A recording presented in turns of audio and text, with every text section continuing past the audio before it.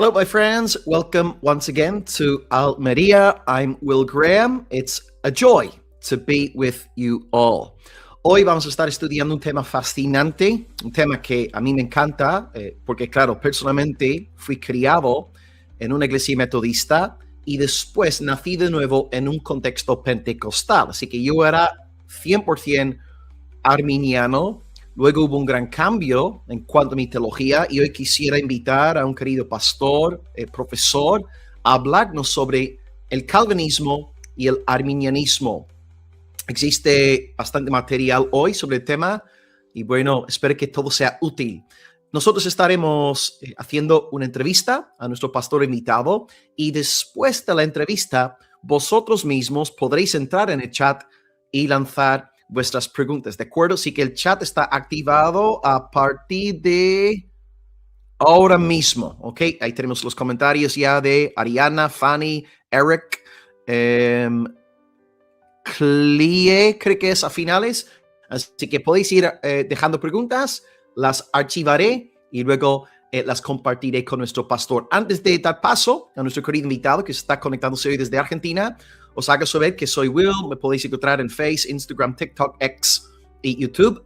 Tenemos la nueva prédica de anoche en el canal también de la Iglesia Palabra de Vida Almería, que estuvimos compartiendo sobre la concepción de Cristo, ¿verdad? Mateo 1:18, que antes de que se juntasen, se halló que María había concebido del Espíritu Santo.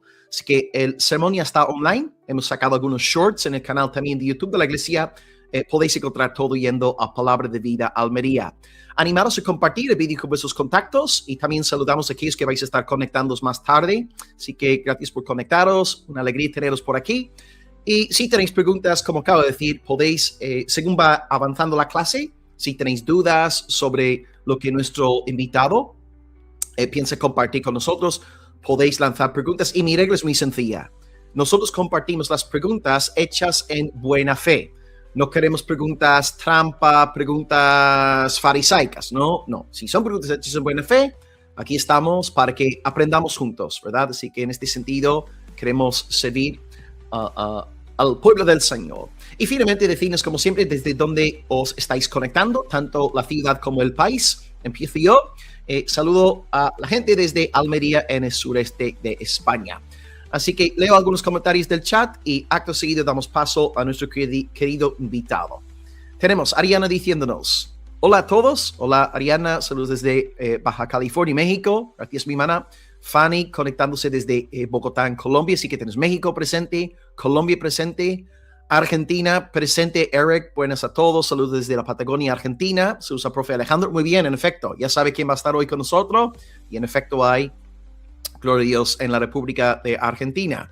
Sharon nos dice, saludos desde México, gracias a Dios por la vida del pastor y maestro Alejandro. Amén. Gloria a Dios por sus siervos. Así es. Gabriela desde Chihuahua, México también. Rosario conectado. Mancilla Salvo. Ok, gracias por el saludo.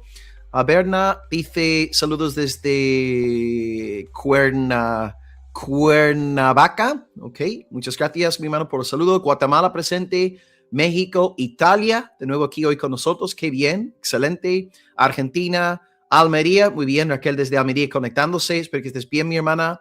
Chile también conectada y Siervo desde Perú. Ok, sin más preámbulos, vamos a entrar en materia. Os digo que el pastor que va a estar con nosotros ya estuvo con nosotros justo en la última semana ya de octubre, porque en aquel contexto estamos hablando de la Reforma y la clase se centró en sola escritura y la experiencia fue tan grata que le comenté al hermano, al pastor Alejandro, que me encantaría volver a invitarlo al canal y él muy cordialmente aceptó la invitación, así que estoy muy feliz de que ahora en diciembre estoy feliz de poder estar de nuevo con él. Yo aquí tengo una selección de 7 preguntas que le estaré lanzando y luego vosotros podréis interactuar con él. Y me imagino que muchos de vosotros ya vais a conocerlo porque ya estaba aquí en octubre, pero os hago saber que nuestro querido pastor, maestro Alejandro Orif, es pastor de la Iglesia Cristiana Bíblica de Rosario. Él está ahí desde el 2009. También es muy conocido, por supuesto, por ser director del Instituto Spurgeon, que podéis también entrar online, hacer cursos también con ellos.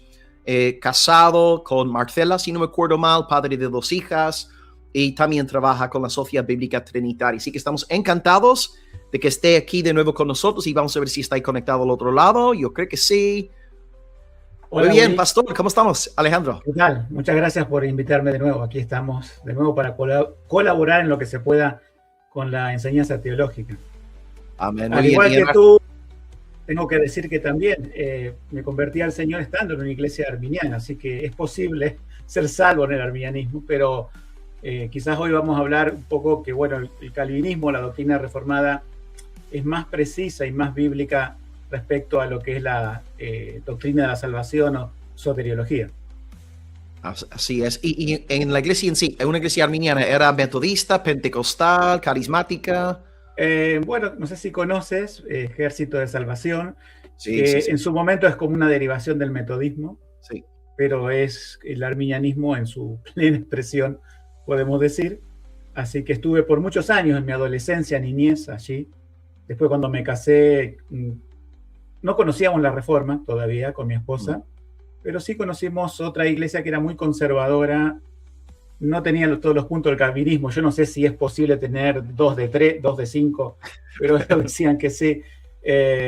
Por lo menos se creía que la salvación no se perdía, o sea, la perseverancia de los santos se creía, pero el resto de las cosas estaban como tú sabes, ¿no? Con los puntos del arminianismo clásico. Sí, sí, pues muy bien. Sí, claro, William Booth, el fundador del Ejército de la Salvación, claro, era británico. Es verdad que ellos, yo nunca he estado en una iglesia de esas, pero ellos celebran la Cena del Señor. Bueno, uno de los motivos por el cual salimos no era solamente por la cuestión doctrinal de la salvación, que lo dije en una reunión antes de irnos, sino que no tienen Cena del Señor ni bautismo. O sea, ¿En serio?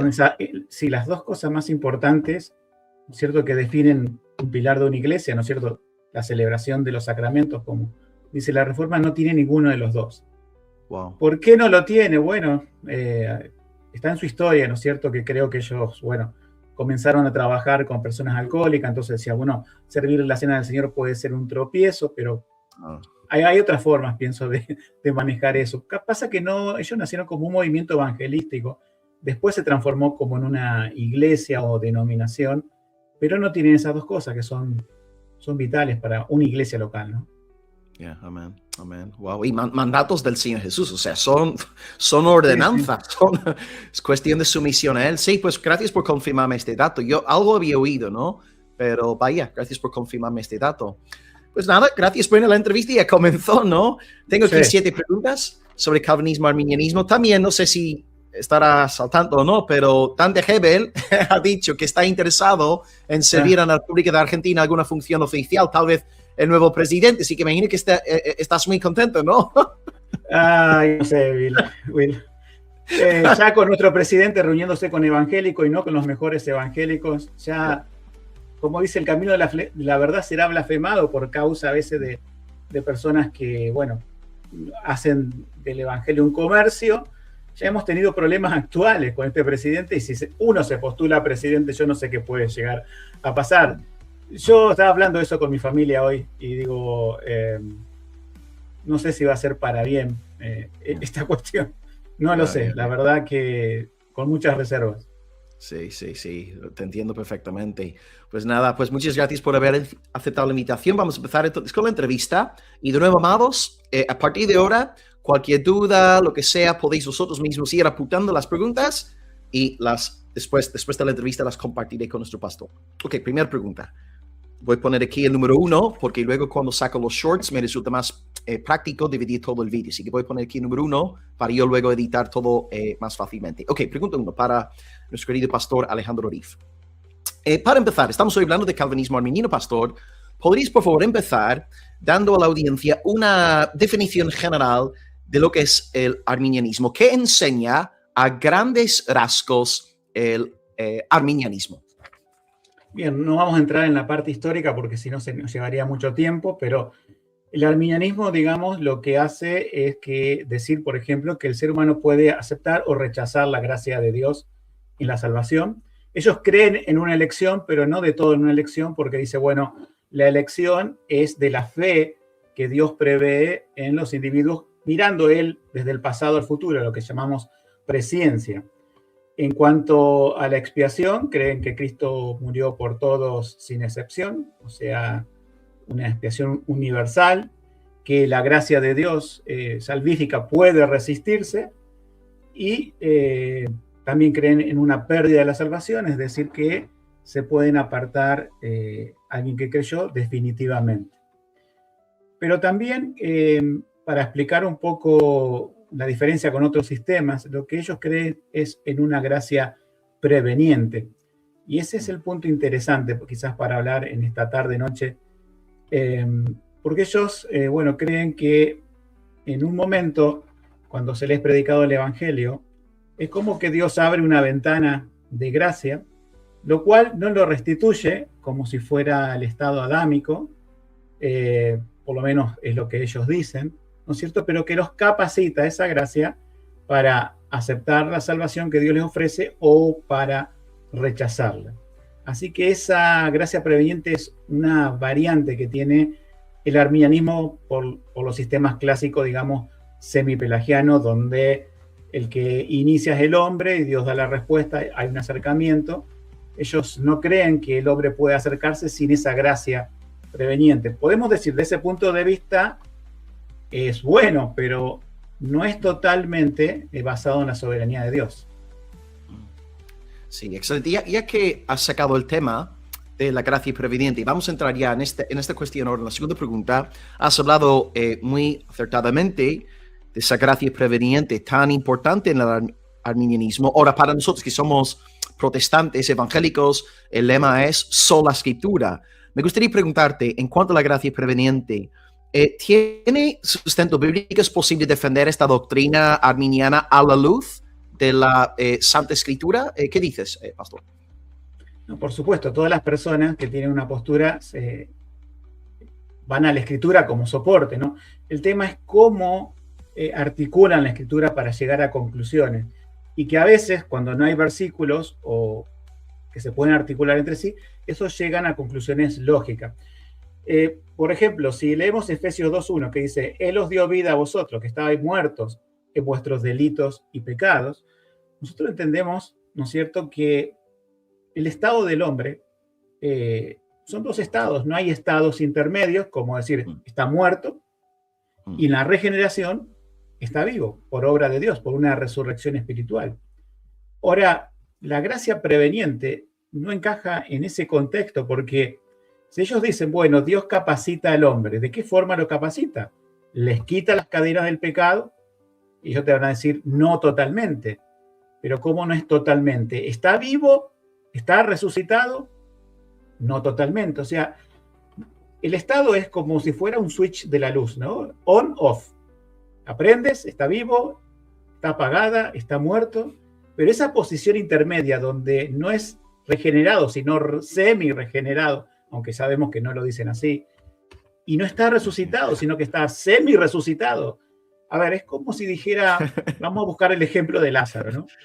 Jesús se para en la tumba de Lázaro y le dice, Lázaro, ven fuera. Y de allá del fondo se contesta, no, en esta oportunidad no, Señor.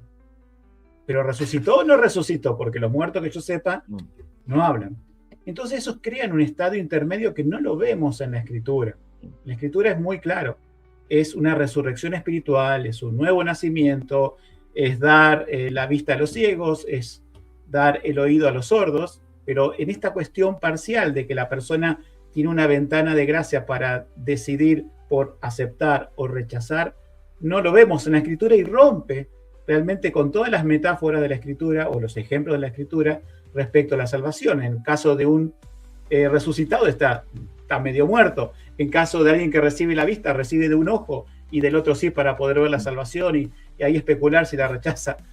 Es lo mismo, ¿nació o no nació de nuevo? No, es un estado intermedio de parto. No vemos nada congruente en la Escritura con ese estado intermedio que crea, podemos decir, el arminianismo con la gracia preveniente de Dios, ¿no? Hay más versículos, ¿sí? Yo creo que ¿qué versículos usan ellos? Porque me preguntaste qué utilizan ellos. Mira, lo que estuve viendo siempre es que ellos siempre utilizan los versículos que los calvinistas usamos. O sea, lo piden prestado, pero para interpretarlo de una forma diferente. No es que hay una tercera categoría que están sacando versículos que no hemos visto, ni los semipelagianos, ni los calvinistas, sino que, como ellos dicen, bueno, Dios es el que causa la primera acción, tienen que pedir prestado, por así, versículos de la teología calvinista. Y uno de los que usan es este, Juan 6:44, dice, ninguno puede venir a mí si el Padre que me envió no lo trajere y yo lo resucitaré en el día postrero.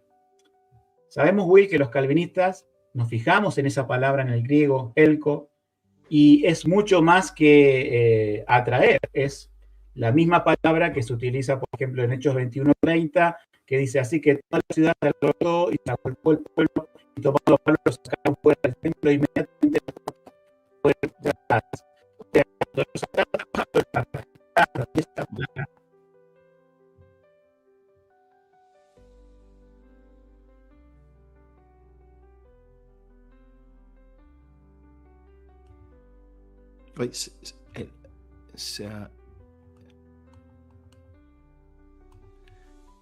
Se apagó el micrófono, el pastor. El micrófono se apagó. Su micrófono se ha apagado ahí.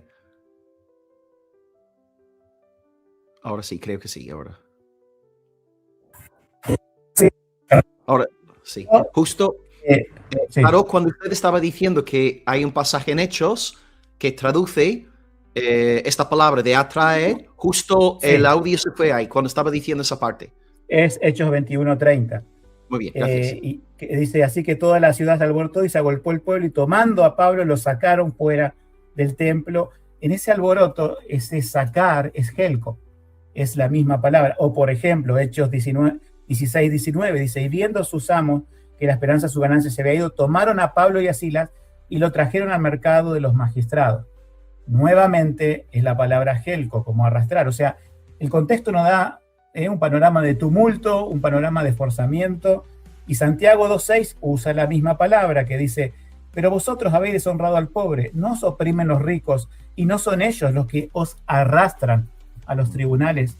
Ahí está directamente traducido como arrastrar. Entonces, cuando uno va a la Biblia, ellos dicen, no, lo que Dios hace no es algo poderoso y forzado, sino que es algo como que seduce al alma, como que le muestra la salvación, como que la invita, como que le hace una especie de cortejo. Pero toman ese versículo y no son conscientes de que la palabra original es mucho más que traer, y en ningún momento eso es como una invitación de que se lo presenta al hombre como si quiere o no quiere. El otro versículo que ellos también usan es ese versículo que dice Juan 12:32, y si fuere levantado de la tierra, a todos atraeré a mí mismo. Nuevamente en ese versículo, que parece que lo usan siempre los arminianos, ahí está la palabra helco, y ellos dirían, es la misma palabra que en Juan 6:44, pero justamente eso confirma la postura calvinista, porque nosotros ¿cómo pensamos? Pensamos que ese traer de Dios, o sea, ninguno puede venir a mí si el Padre que me envió no lo trae, no lo arrastra. Estamos hablando de la influencia poderosa del Espíritu Santo que causa la regeneración. Y cuando ellos usan Juan 12:32 para decir, bueno, y si yo fuera levantado a tierra, todos atraeré a mí mismo, justamente para nosotros es válido la palabra helco, porque todos los escogidos serán atraídos a Cristo irremisiblemente. Si ellos quieren utilizar ese versículo como una expiación universal, o que es un llamado, el llamamiento del Evangelio sabemos que es universal, pero la expiación no, justamente lo que hacen es confirmar la postura calvinista, porque en la cruz tenemos personas que meneaban la cabeza, que escupían a Cristo, que lo negaban, entonces no se cumpliría ese versículo, a todos atraeré a mí mismo. No, hay personas que vienen a Cristo y otras que no. Pero ¿cuál es el telón espiritual de fondo? Está la obra del Espíritu Santo que actúa con su gracia irresistible. Entonces, la gracia preveniente no tiene versículos, y cuando toma prestados versículos, Lo único que hace, porque quiere tomar versículos, ¿no es cierto?, que hablan del monergismo calvinista de la regeneración, lo que hace es confirmar la posición calvinista. No sé si se entiende o se puede ampliar con otra pregunta esto. Sí, se ha entendido perfectamente, y el ejemplo también de la resurrección de Lázaro ayuda mucho, ¿no? Porque no hay, me venía a la mente el ejemplo del parto, ¿no? Que también mencionaste, que uno no, o la mujer está embarazada o no está embarazada, no puede estar medio embarazada, es un estado ficticio, ¿no? Que no existe. Así que yo creo que estos ejemplos han ido mucho, y creo que, no sé, me da a entender que la postura arminiana es más bien filosófica que exegética, que no es, digamos, una postura ya extraída a partir de la Santa Escritura. Así que gracias, pastor. Sí, ha sido muy bien explicado.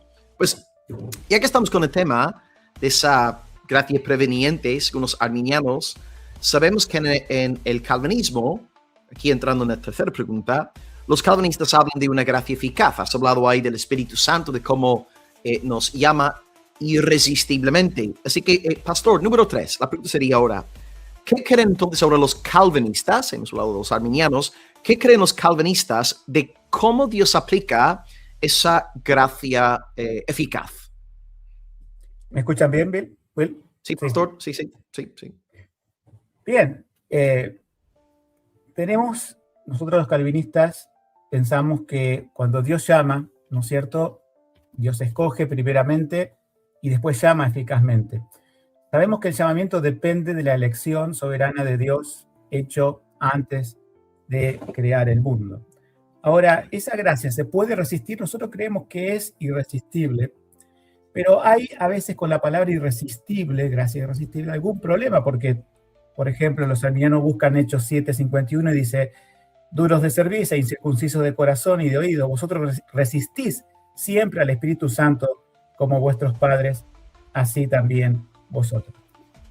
Y nosotros creemos que por ahí la palabra irresistible no es conveniente. Esto lo decía R.C. Sproul también en una charla que él tenía sobre los 5 puntos del calvinismo. Simplemente porque se toma prestado del tulip, ¿no es cierto?, de la irresistible gracia, pero preferimos llamarlo eficaz, porque nosotros vemos que el ser humano en su estado natural siempre resiste a Dios, siempre está en contra de Dios, y al menos que Dios haga algo internamente es que el ser humano puede cambiar. Entonces, por ahí esa falacia de decir, bueno, pero hay versículos que hablan que se puede resistir. Claro que se puede resistir, de hecho siempre se resiste, solamente no se resiste cuando el Espíritu Santo hace lo que nosotros conocemos como el llamado interno. Yo creo que los que nos escuchan y siguen ya han visto esto, pero lo explico de nuevo. El llamamiento consiste en 2, uno externo y uno interno. El externo es el que Dios dice en su palabra: id por todo el mundo y predicad el evangelio. Es el que yo puedo hacer aún predicando por internet. Pero sabemos que todos van a resistir ese llamado externo, al menos, y ahí está la diferencia, ¿no es cierto?, que el Espíritu Santo haga un llamamiento interno. Ese sí es eficaz porque convierte el alma. No hay nadie que se pueda resistir en el mundo a ese llamado que hace el Espíritu Santo, porque es un llamado soberano de Dios. Entonces, yo creo que a veces en esta cuestión del arminianismo y calvinismo ocurre una falacia, como ocurre cuando los testigos de Jehová, por ejemplo, quieren demostrar que Jesús no es divino. Nosotros tenemos en la Biblia siempre un doble aspecto de las cosas. En el caso de la encarnación de Cristo, sabemos que es una persona con 2 naturalezas. Ahora, él tiene naturaleza humana y divina. Y va a haber versículos que en algún momento nos va a hacer referencia a su naturaleza humana y otras a la divina. Ahora, yo como estrategia no puedo enfrentar a la Biblia contra la misma Biblia, porque rompo un principio hermenéutico, que la Biblia no se puede contradecir. Pero los testigos de Jehová lo hacen. Cada vez que te enfrentas con uno de ellos y quieren demostrar que Jesús no es Dios, utilizan versículos de su humanidad, o sea, referencias a su humanidad. Pero ¿qué hacen con los versículos que hacen referencia a Dios? Bueno, en el tema de la salvación, creo que ocurre exactamente lo mismo. Hay versículos que nos hablan de responsabilidad humana y otros que nos hablan de la soberanía de Dios.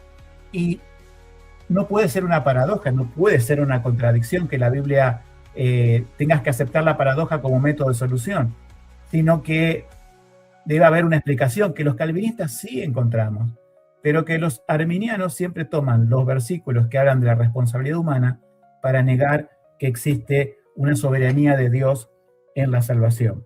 Y así podemos decir, tú has estado en debates, ¿no es cierto?, donde hay un calvinista, que eres tú, y un arminiano, y los versículos que toman los arminianos son siempre esos versículos que hablan de la responsabilidad humana, o después, como quizás veamos, el tema de lo que Dios en su voluntad preceptiva presenta al hombre como responsabilidad. Entonces hacen enfrentar a la Biblia como si hubiera dos sistemas contradiciéndose, pero el que prevalece por lógica para ellos es que entonces el hombre es el que tiene la capacidad de decisión. Esto es bastante complejo, a veces lo veo decir por muchos youtubers que son arminianos y que ahora quieren aparecer como una categoría nueva, se quieren distanciar del semipelagianismo y se presentan como alguien que tiene una postura hasta reformada, algunos dicen, aunque te parezca raro, Bill, algunos se llaman a sí mismos reformados arminianos. Es una contradicción de términos. Bueno, en un mundo posmoderno todo puede existir, ¿no es cierto?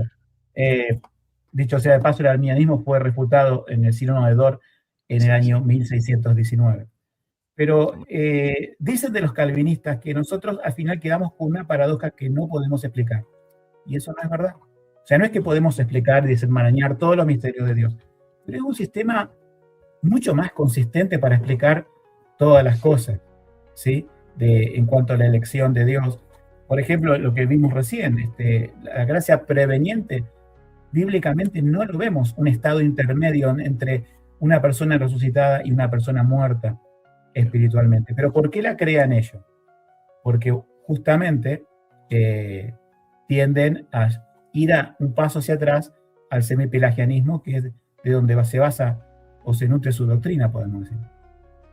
Sí, me hizo gracia el comentario de arminiano reformado arminiano, porque los he conocido, me han escrito encima por las redes y yo pienso lo mismo, es como una contradicción, es que no, una cosa excluye la otra, y luego el sínodo de Dort. De hecho, recientemente, creo que hace como 3 años, se sacó un libro, Pastor Sugel escribió un capítulo, es un tomo sobre el sínodo de Dort, ¿sí? ¿Lo conoce? Sí. Sí, hay muy buen libro, ¿no? Creo que hay se llama muchos así. Escritos históricos acerca del sínodo de Dort, y bueno, este último de Sugel también amplía para un público actual más el tema. Es recomendable. Sí, en cuanto a los debates, de hecho, justo la semana que viene, tenía programado un debate con creo que el arminiano más destacado del campo hispano ahora mismo, Dr. Carlos Moore. Hicimos un par de debates el año pasado.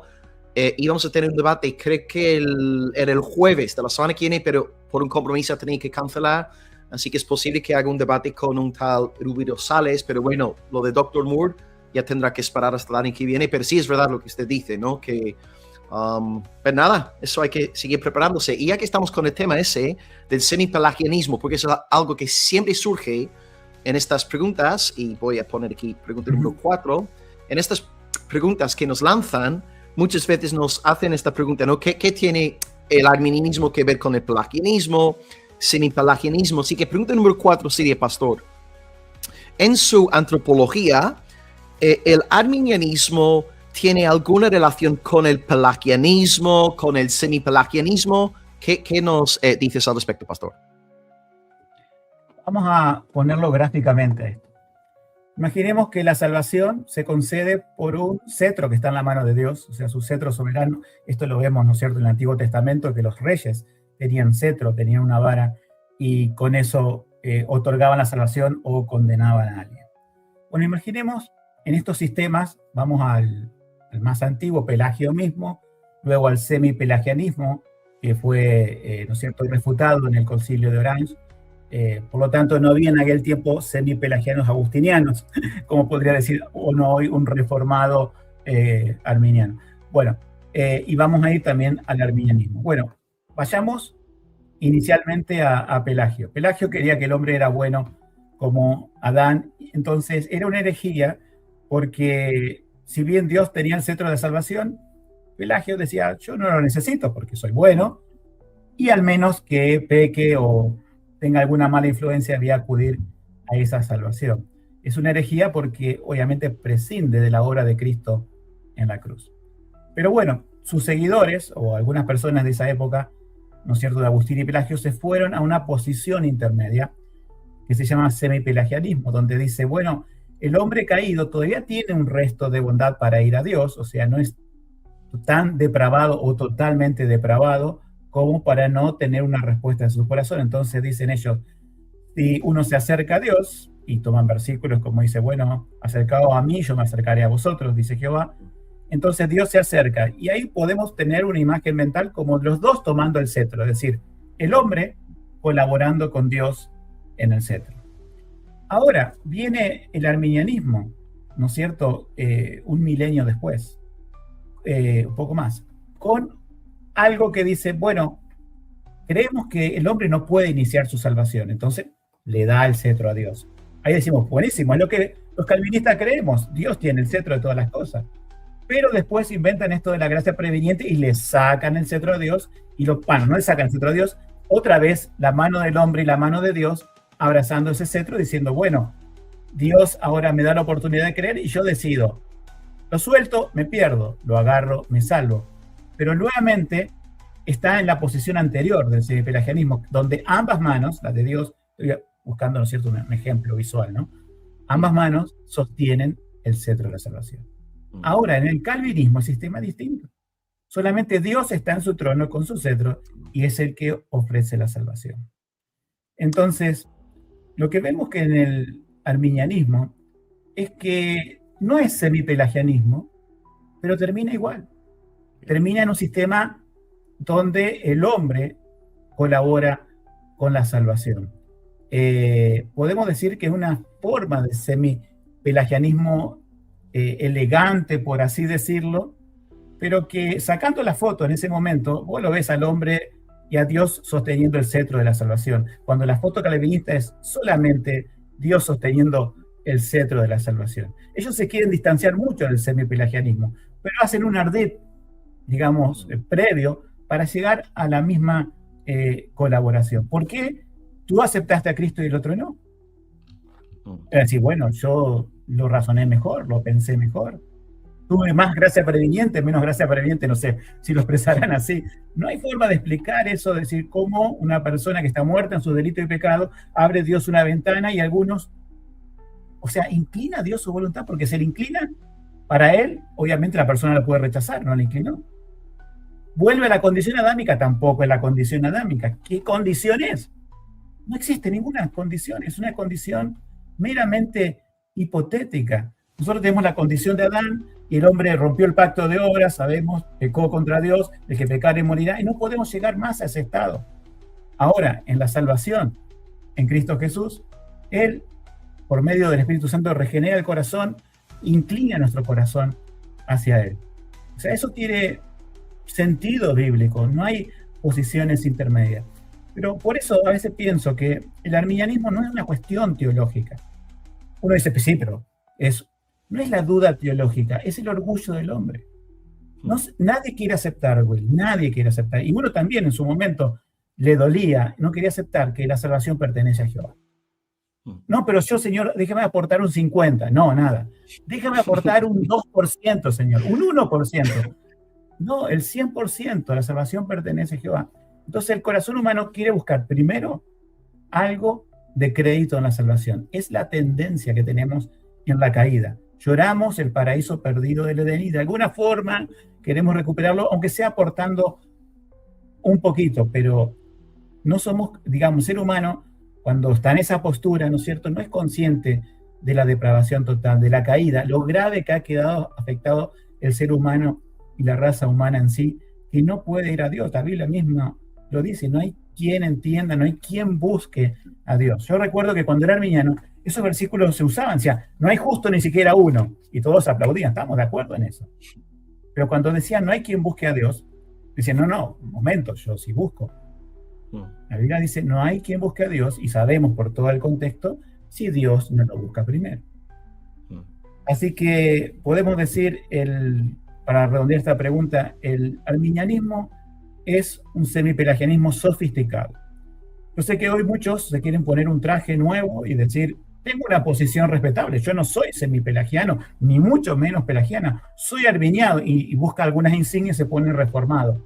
No, es el viejo, el antiguo sistema que luchaba, por ejemplo, Lutero con Erasmo, diciendo no se puede de esta forma, o crees en la soberanía de Dios o no crees en la soberanía de Dios, y vas a un sistema sinérgico. Esa es otra palabra que se utiliza, ¿no? Sinergismo versus monergismo. Sinergismo, el arminianismo cae en la categoría de sinergismo. Sí. Igual que el semipelagianismo es un sistema sinérgico. Nada más que con otros condimentos, pero al final y todo, si trazamos la línea, es monérgico, sinérgico, vivo, muerto. Dios empieza la salvación y es el único autor, o el sistema sinérgico, Dios y el hombre colaboran en su salvación.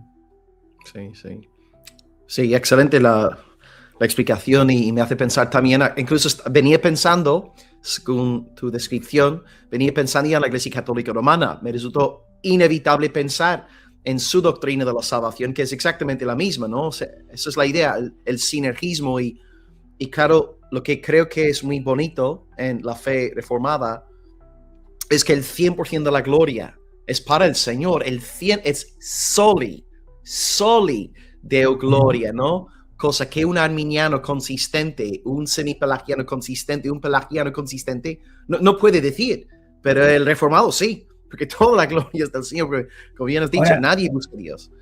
Fíjate, Will, que en el Concilio de Trento del siglo XVI, la contrarreforma del catolicismo reafianza el semipelagianismo. Entonces, digamos, unos aproximadamente 80 años después, con los remonstrantes, es decir, los seguidores de Arminio, surge de nuevo una postura semipelagiana, pero con ese artificio de la gracia preveniente. Mientras que los católicos siempre se sostuvieron en el semipelagianismo, dentro del protestantismo surge esta variante semipelagiana que es el arminianismo. Algunos se van a enojar y van a decir, no es una variante semipelagiana. Si vamos a la raíz de la cosa, es una variante porque es un sistema sinergista, sin lugar a dudas. Así es, excelente. Gracias por la explicación, muy buena, muy útil. Gloria a Dios. Ok, bueno, pues estamos hablando entonces de sinergismo, que Dios y el hombre en última instancia cooperan para que el pecador sea salvo, el ser humano sea salvo. Hay sinergismo, pero pastor, has usado otra palabra, has hablado de monergismo. Entonces, por favor, ya que nos has hablado de este sinergismo, la quinta pregunta sería, ¿qué es el monergismo que sostiene el calvinismo? ¿De qué va monergismo? ¿Qué es exactamente? Bueno, es una palabra que deriva del griego, que se divide en dos términos. Bueno, lo conocemos todo porque tenemos otras palabras, con la palabra mono, que quiere decir uno solo, y ergo, que es el trabajo de uno solo. Es decir, en cuanto a la salvación monérgica, en el calvinismo creemos que es la obra exclusiva de Dios, o sea, el trabajo de Dios.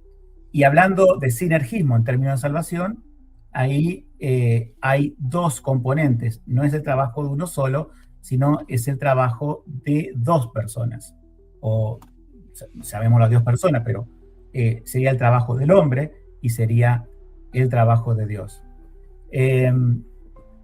¿Cómo explicamos los calvinistas el monergismo? Bueno, he escrito un libro al respecto que se llama El orden de la salvación, donde hablo acerca justamente de este orden donde la máxima, ¿no es cierto?, que tiene la reforma en cuanto a esto es que la regeneración precede a la fe. Porque es lo que vemos en la Escritura en cuanto al nuevo nacimiento, a lo que es la resurrección. Jesús le dijo a Nicodemo que el que no nace de nuevo no puede ver el reino de Dios. Es mucho más que una metáfora, es una realidad espiritual. Es decir, en el reino de Dios, ¿qué cosas están? Está la cruz de Cristo, está el envío de Dios a su Hijo amado a morir, y que obviamente un muerto o un ciego, vamos a decirlo, o alguien que está en la matriz, no puede ver ese mundo exterior, no puede ver el reino de Dios, al menos que nazca. Es como si tuviéramos, ¿no es cierto?, un ciego y yo le quiero mostrar un cuadro, ¿sí? Una obra famosa, y más que describírsela, si Dios no le abre la vista, él no lo va a poder apreciar. O es como describirle la novena sinfonía de Beethoven a un sordo. Tiene que haber una obra de Dios para recién poder apreciar eso. Tiene que haber una obra de Dios para poder ver el reino de Dios.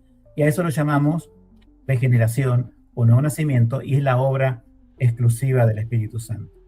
Es lo que vemos en la Escritura, que Dios hace esa obra, y no es el consentimiento del hombre, porque un muerto no puede tener ningún consentimiento. Esto se lo ha buscado de ilustrar también históricamente. En el arminianismo, semipelagianismo, quieren hacer ver al hombre que está en una cama, enfermo, y que, bueno, le estiramos una cuchara con el remedio, que lo vas a sanar, y la persona hace un esfuerzo y lo toma. En el sistema que nosotros conocemos bíblico, el cual llamamos calvinista, vemos que el enfermo rechaza la medicina, no la quiere tomar. Otro ejemplo que se busca es arrojando un salvavidas a alguien que está flotando en el mar. Uno desde la borda del barco le arroja un salvavidas, pero la persona tiene que dar su manotazo para arrojarse del salvavidas. Pero nosotros sabemos que si somos consistentes con la Biblia, que estamos muertos espiritualmente, nos arrojan un salvavidas y nos rebotan la cabeza, no lo podemos agarrar, ¿sí? Somos muertos flotando, y al menos que Dios nos resucite, somos ese valle de huesos secos que nombra Ezequiel, ¿sí? Extremadamente secos, dice la Biblia que es. Si Dios no nos llama a la vida, no podemos vivir. Sabemos que todo depende de Dios, el trabajo de uno solo. Ahora, alguno dirá, pero ¿cómo es que yo soy el que creo? Yo me arrepiento, no es Dios que se arrepiente por mí, no es Dios que cree por mí, no es mi vecino que cree por mí. Claro, el tema es que cuando Dios, por el monergismo, es decir, por la regeneración que Él da la fe como un don. Y el arrepentimiento también es un don de Dios. Digamos, claro, yo tengo fe, yo me arrepiento, pero esto no es mío. Esto me lo ha dado Dios. Yo no tengo un resto en el corazón que produzca fe, ni puedo crearla. Jesús es el dador de la fe, es el autor de la fe, es el consumador de la fe también. Por eso también que pensamos que la salvación no se pierde, porque el que comienza la fe es el que la termina. Por eso el arminiano cree que en su sistema sinergista puede ganar la salvación, y por eso la puede perder, porque todo lo que yo hago como hombre puedo perderlo. Pero lo que hace Dios no se puede perder. Sabemos que tenemos muchos otros versículos que nadie arrebatará de la mano del Padre ni de Cristo a los que son sus ovejas. Y siempre está ahí el arminiano diciendo, pero yo me puedo ir. Entonces no hay cambio de naturaleza, realmente, si fuera así. Eso también es otra falencia del arminianismo. Porque decir, bueno, supongamos que ellos tuvieran un planteo de que, bueno, Dios los salvó, al fin y al cabo, ellos colaboraron, pero ya está Dios ahí con su Espíritu Santo, pero la pueden perder. Sabemos, Will, que hay otras posturas intermedias que no hemos tratado y que se trata muy poco. Hay una rama de los evangélicos que creen que la salvación no se pierde, pero en todos los demás aspectos son arminianos, ¿sí? Pero bueno, se puede mezclar ese tipo de cosas. Pero digo, como alguien dijo, y le copié esto, gracias a Dios que no son totalmente consistentes con lo que creen. Porque si fueran consistentes con lo que creen, también dirían que la salvación se pierde. Pero bueno, lo dejamos allí, sí, por así decirlo. Sí, es como, los 5 puntos son como, en inglés decimos dominoes, no sé, ¿cómo se dice en español? Dominó, se dice así, ¿no? Que uno tira un domino y se cae. Dominó. Sí, en efecto, así es, ¿no? Porque si uno acepta, si ya partimos desde la depravación total, o sea, bien entendido, que estamos muertos en delitos y pecados, el resto del sistema se monta por sí solo, o sea, es inevitable, no hay otra forma, o sea, me hace gracia, pero yo entiendo el 5º punto es muy dulce, y por supuesto la perseverancia de los santos, ¿quién no tiene ganas de creer eso? O sea, yo entiendo que a nivel existencial, que es una doctrina muy agradable, pero sí, yo estoy de acuerdo con usted, pastor. Yo creo que, claro, estas cosas o se mantienen en pie juntas o se caen juntas, que no hay forma de estar un punto, 2 puntos, no. Claro. he estado en esa segunda posición, o sea, he nacido en el arminianismo y después me crié gran parte de mi vida antes de ser pastor y de fundar la iglesia sobre bases reformadas, en esa cuestión intermedia, que la salvación no se perdía, pero que la elección no era tal, sino que dependía un poco de que el hombre elegiría a Dios en el futuro. Entonces había esa posición también intermedia, que no es la totalmente arminiana. Pues muy bien, ya que he sacado este tema, el tema de la elección ahora, esto vendría bien. Número 6, a principios del programa mencionaste que los arminianos dicen, ¿no?, que la predestinación depende del previo conocimiento de Dios. O sea, Dios primeramente ve nuestra fe, ve nuestro arrepentimiento, y según este conocimiento que Él posee, pues Él determina predestinarnos para vida eterna. Es que esta doctrina arminiana de predestinación por previo conocimiento, ¿por qué es esta doctrina arminiana problemática, pastor? Nuevamente, el versículo está allí, lo usan, nosotros también los calvinistas lo usamos, pero el orgullo arminiano, vamos a decir, ese es el problema, ¿sí? No quiere aceptar de que yo no tuve nada que ver en la elección, sino que Dios me eligió. Entonces ellos quieren interpretar, por ejemplo, versículos como 1 Pedro 1:2, dice, los elegidos según la presciencia de Dios, ese es el preconocimiento, ¿no?, de Dios Padre en santificación del Espíritu, para obedecer y ser rociados con la sangre de Jesucristo, gracia y paz, o sean multiplicadas. Si bien una salutación de Pedro involucra una cuestión teológica allí.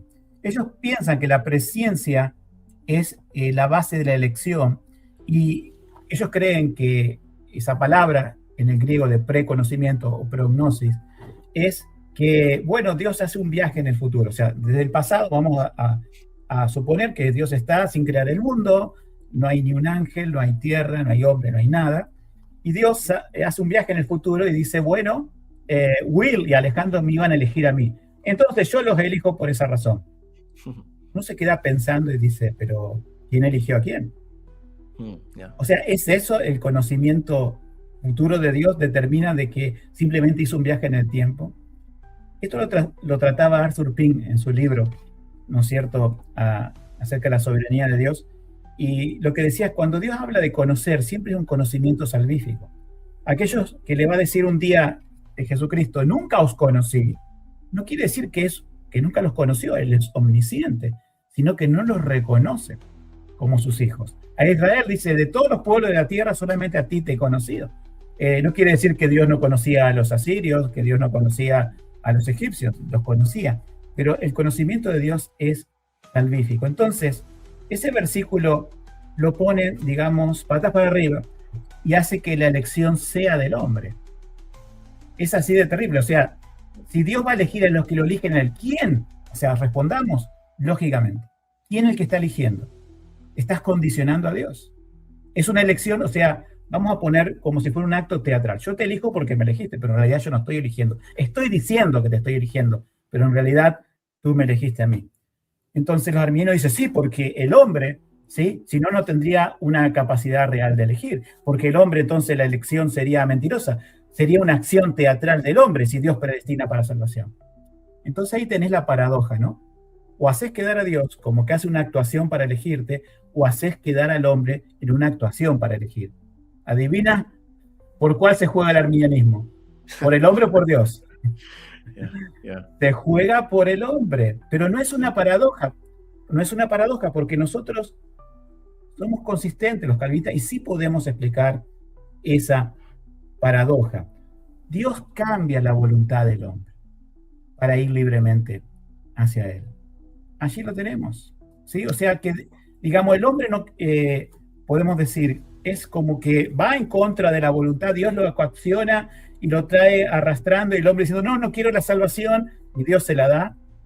No, Dios transforma la voluntad, y el hombre, ¿no es cierto?, Dios al otorgarle fe y ese don de arrepentimiento es voluntario, podemos decir. Ahora, si decimos, bueno, pero entonces cuando Dios regenera de forma monérgica y elige sin el consentimiento del hombre, ¿eso acaso en qué participa el hombre? La respuesta es nada.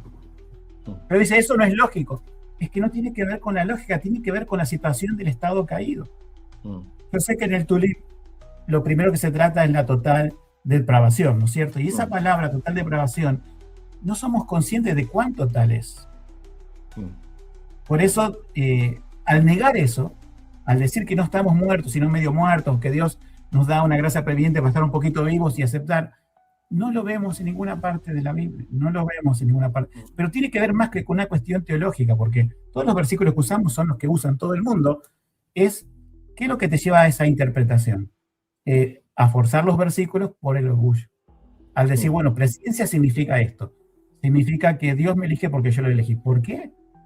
Y cuando la Biblia te muestra que el verbo conocer, yo sé que en hebreo es diferente, pero el concepto es el mismo, es un conocer salvífico de Dios, nunca es un conocer abstracto. Y Dios eligió a Israel conociéndolo y dice, bueno, está la elección allí, y si Dios eligió a los creyentes, ¿no es cierto?, a los que iba a salvar Él, lo hace por el acto soberano de su voluntad, y no hay injusticia en eso, porque bueno, el mismo apóstol Pablo contesta, ¿hay injusticia en Dios? Cuando habla de los vasos de honra y deshonra, él como que, bueno, no hizo un viaje en el tiempo para responder a los arminianos, pero casi, porque dice, ¿hay injusticia en Dios? Porque claro, él está contestando al corazón humano que siempre dice, déjame una parte de la salvación, déjame una parte, y Dios dice, no, la salvación pertenece a mí y nadie más que a mí, por eso es toda la gloria a Dios. Tiene consecuencias, por supuesto, creer en un sistema u otro, no es gratis esto. Ha traído consecuencias históricas y hay consecuencias actuales. No es lo mismo decir, bueno, es una postura respetable, vamos a dejarlo. Sí, el tema es esto. Yo pienso que en razones prácticas, entre un calvinista o un reformado y un arminiano es, en el sistema arminiano terminas, ¿no es cierto?, poniendo al hombre en las decisiones, al hombre allí sosteniendo el cetro junto a Dios. Y en el sistema calvinista tenemos a Dios en el centro. Ese sistema solar funciona bien. Nosotros giramos alrededor de él. Entonces, ya luchamos, Will, contra nuestro pecado, contra nuestras cosas. Todos los que tenemos todos, arminianos y calvinistas. Pero sumar el error doctrinal para que tu iglesia empiece a girar en cosas alrededor del hombre. Dentro del sistema arminiano. En algunas más, en otras menos. Depende cuánto quieran apretar el acelerador. Pero allí vamos a ver que va a haber cosas en la adoración, en la predicación, en el discipulado, en la consejería bíblica, que van a estar más cerca del hombre que de Dios. Cuando encontramos el eje natural de Dios en la teología reformada, todo lo demás, eclesiológicamente, empieza a funcionar mejor y da más gloria a Dios ese funcionar de esa iglesia local que una que gira en el centro del hombre. O sea que tiene consecuencias prácticas, podemos decir. Amén, amén. Amén, gloria a Dios, excelente. Estamos aquí disfrutando mucho.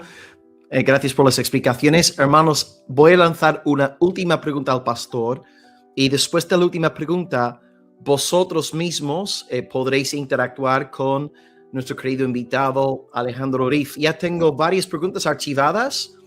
Tengo preguntas sobre cómo comprobar la depravación total, qué hacemos con el pecado original, que fue, por cierto, negado esta semana por un destacado doctor, un teólogo, Ken Wilson. Otras preguntas que vamos a lanzar ahora en un momento al pastor aquí, que están en el chat. Tenemos una séptima pregunta, así que vamos a hacerla y luego entráis vosotros a compartir con el pastor Riff. Pregunta número 7. Y bueno, ha sido espectacular el estudio de hoy. Tiempo bien invertido este viernes por la noche en España. La última pregunta, pastor, tiene que ver con algo que nos mencionaste antes en el live de hoy. Hablaste de la voluntad preceptiva de Dios, decretiva de Dios. Me gustaría acabar entonces hoy preguntándote, ¿por qué son la voluntad decretiva y la voluntad preceptiva de Dios tan importantes para entender el sistema calvinista? Sencillamente porque lo explican todo. Porque si no, alguno podría decir, bueno, el calvinismo queda en una paradoja en algunos versículos y las preguntas que se van a venir van a ser para resaltar la paradoja, que en realidad tenemos una forma, no simple, pero sí una forma de explicarlo. A ver, creemos, porque algunos dicen, Dios tiene varias voluntades. No. Dios es uno, tiene una sola voluntad, ¿sí? Si no, estaríamos en un problema ontológico con Dios. No, Dios tiene una sola voluntad que la revela en dos aspectos. Una voluntad, ¿no es cierto?, que es del conocimiento secreto de Él. Es el conocimiento que algunas cosas nos revela y otras cosas dicen son ocultas y hasta aquí llegaste, no podés conocer más.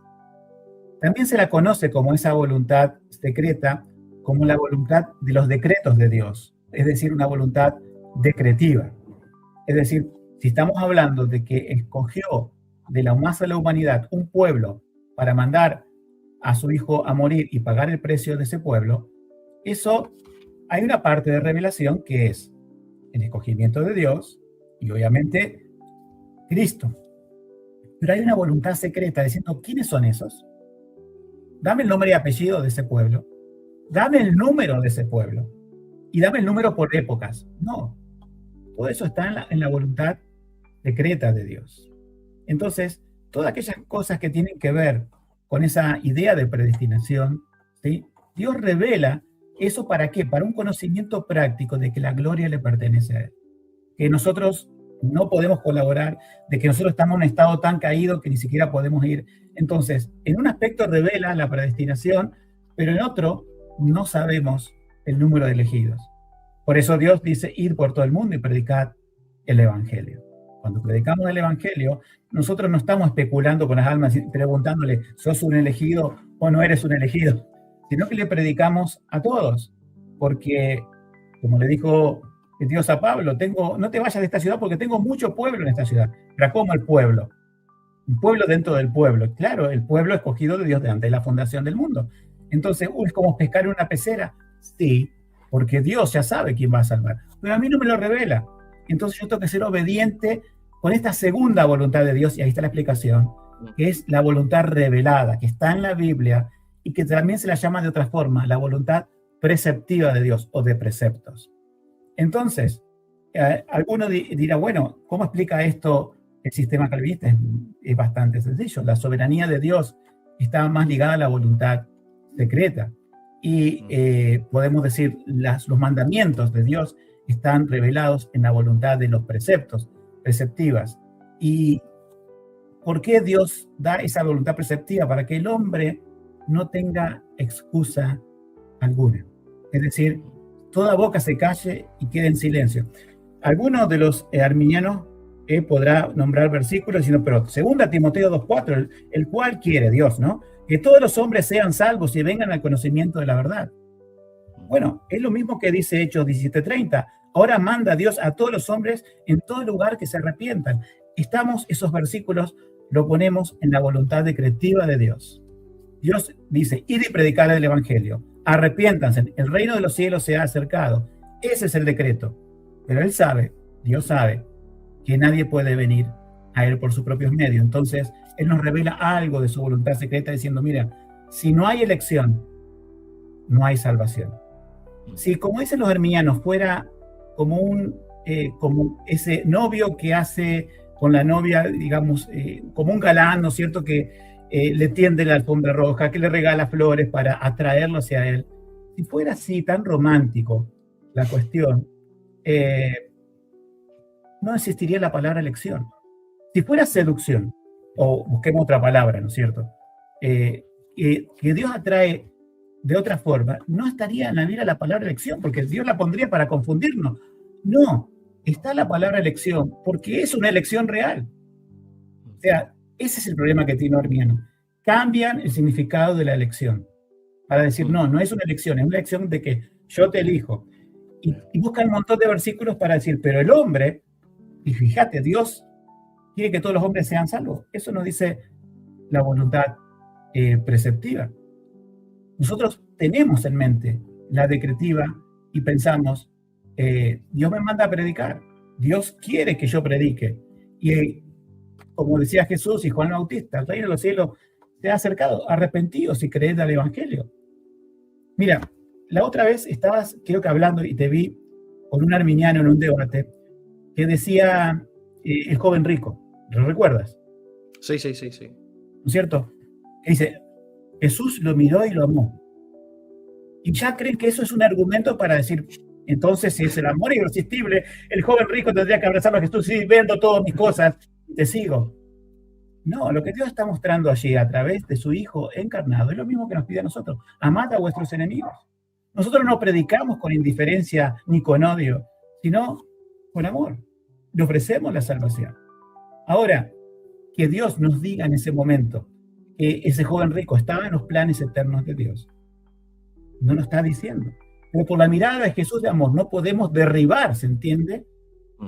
La voluntad decretiva de Dios. ¿Cómo sería mejor que Jesús lo haya mirado con odio y le diga, vende todo lo que tienes y sígueme? No, va de acuerdo a su carácter.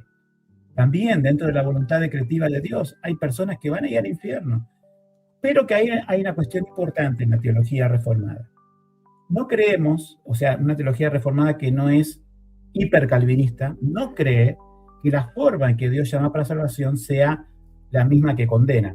O sea, no cree en un positivo, o sea, que sea igual, sino que todas las confesiones de fe, Westminster, Bautista 1089, dice que a los que condena los pasa por alto, los deja en sus propios pecados. Dios no es autor del pecado. Entonces, tenemos categorías, los calvinistas, para explicar las situaciones, los versículos, cuando está hablando un versículo de la cuestión decretiva de Dios, cuando está hablando de la preceptiva, y que Dios, si manda a alguien al infierno, como decía R.C. Sproul, no lo manda con una sonrisa irónica. Le duele que sus criaturas. Entonces dice, ¿por qué nos salva a todos? Bueno, ahí está la voluntad de Dios. De toda la humanidad, Él escoge. Si no, no estaría la palabra elección. Y predestina un pueblo. Y manda a su Hijo para que pague el precio en la cruz por los pecados de ese pueblo, por todos los pecados de ese pueblo. Y en un momento de tiempo, llama a ese pueblo, lo que nosotros conocemos como el llamamiento eficaz, y los preserva por toda la eternidad. Ahí te dije, en pocas palabras, los 5 puntos del calvinismo, ¿no es cierto? Amén. Espectacular. Gracias, Pastor Alejandro. Ha sido un manjar. Hemos recibido un banquete. Gracias al Señor por su buena palabra que ha sido defendida. Y hermanos, estamos aquí conectados unos 90 hermanos. Por tanto, sé que no todos, amor, vais a poder lanzar la pregunta, pero sí queremos daros la oportunidad. Así que voy a daros 30 segundos y después de este descanso de 30 segundos, vamos a ir directamente a las preguntas que habéis preparado, ¿de acuerdo? Tenemos aquí preguntas sobre temas diferentes, doble predestinación, pecado original, etc. Así que tenéis 30 segundos para teclear la pregunta y al regresar empezamos la sesión de Q&A con nuestro querido pastor invitado hoy, Alejandro Riff. Nos vemos en 30 segundos.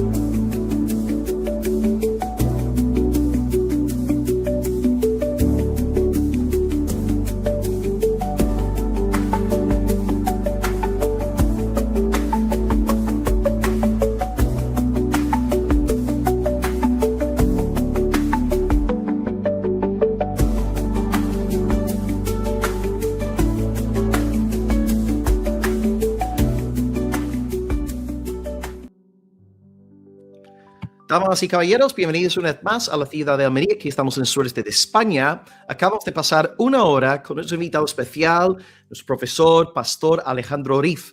Él ha contestado 7 preguntas relacionadas con el conflicto entre el calvinismo y el arminianismo. Y creo que después de esta última hora ya ubico bien al pastor, sé en qué campo está después de su tiempo hoy con nosotros. Así que lo que vamos a hacer ahora es abrir el chat con vosotros para que interactuéis directamente con el pastor, ¿de acuerdo? Así que las preguntas para que sean compartidas con el pastor tienen que ser preguntas hechas en buena fe. Gracias a Dios hay preguntas muy buenas. Sé que también hay unas cuantas preguntas no tan buenas que no pienso lanzarle al pastor. Así que vamos a poner aquí las preguntas en en la pantalla. Ok, bueno, una pregunta de José Ángel y otra persona ha comentado algo parecido, es la relación entre la regeneración y la fe de uno. José pregunta, si una persona toma una decisión por Cristo, es decir, si pone su fe en Él, ¿es regenerada esa persona enseguida? Creo que lo que está preguntando, si primeramente es la fe, luego la regeneración. Sé que ya tocaste este tema en la exposición, pero bueno, José Ángel, es una pregunta honesta. ¿Primeramente la fe, luego la regeneración o al revés, pastor? Sí, José Ángel, yo he crecido gran parte de mi vida creyendo en esto, que si yo ponía fe y me arrepentía de mis pecados, Dios me hacía nacer de nuevo. Entonces, ¿por qué me enseñaron esto así? Bueno, porque justamente en un sistema donde el hombre toma las iniciativas, la salvación viene como un premio de la iniciativa del hombre. Imagínate que sin nuevo nacimiento no puede ser salvo. Yo creo que cuando leí de nuevo la charla de Jesús con Nicodemo, y siempre vuelvo a eso, es que allí entiendo verdaderamente cómo funciona la cuestión. No puedes ver el reino de Dios si no naces de nuevo. Entonces, ¿qué es lo que haces primero? Piensa. ¿Ver el reino de Dios o naces? ¿Qué viene primero? Naces y ves el reino de Dios, porque el reino de Dios involucra entender espiritualmente las cosas. Significa tener fe, significa que yo puedo percibir que Jesucristo murió como sustituto en mi lugar. Sabemos que la Biblia dice que el hombre natural no percibe las cosas que son del Espíritu Santo, del Espíritu de Dios. No puede entender las cosas espirituales porque se han de discernir espiritualmente.